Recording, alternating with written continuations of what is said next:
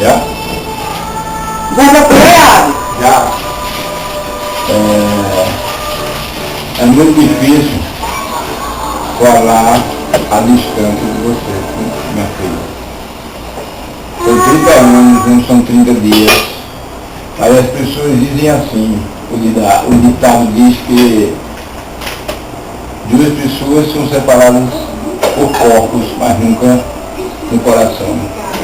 Você mesmo estando distante, você mora no meu coração. Está sempre dentro de mim, da minha emoção, do meu amor por você.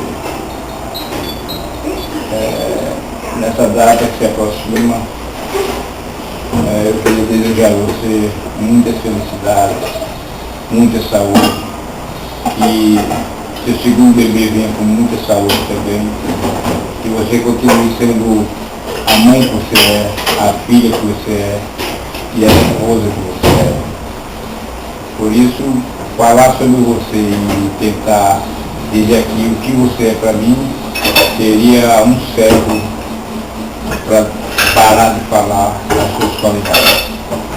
Por isso eu quero só te desejar um feliz aniversário, pedir desculpas por não poder estar aí.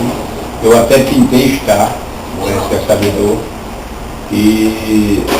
mas infelizmente a minha inocência ficou para as passagens de última hora e não havia mais passagem. Todo mundo estava ocupado.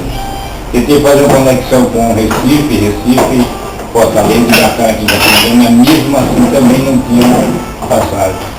Então eu vou deixar para ir quando o Alex se acertar. Tá bom? Feliz aniversário, papai te ama.